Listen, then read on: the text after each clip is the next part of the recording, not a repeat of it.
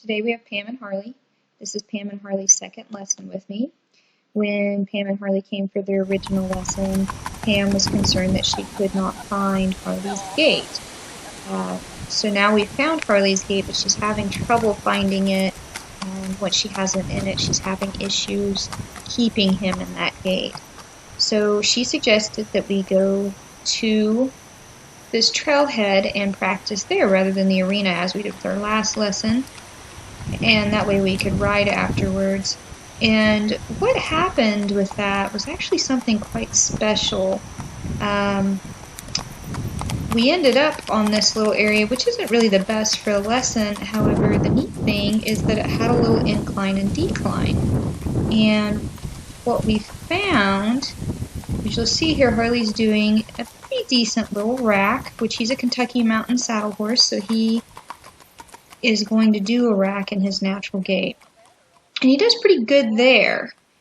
But what we find here is as Harley turns around and he goes downhill, let's see what happens. Boom. We found a pace. Now you're going downhill, so he's going to want to pace more. And it really doesn't take much downhill to make him want to pace.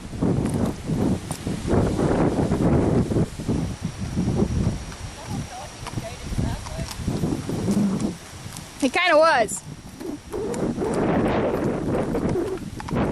So I talked to Pam here, and we talk about the fact that as he goes downhill, he's going to want to pace. That's pretty natural for most gaited horses, especially if they have any kind of tendency to pace.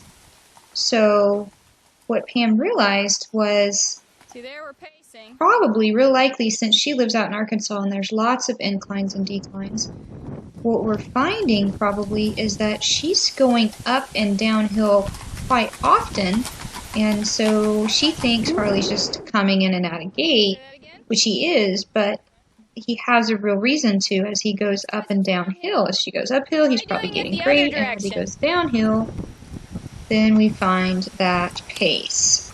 And so she realized she's probably thinking that he's not gaiting correctly, but she's actually asking him to do something he is not ready to do and may always have an issue doing, as he tends to be slightly on the pacey side.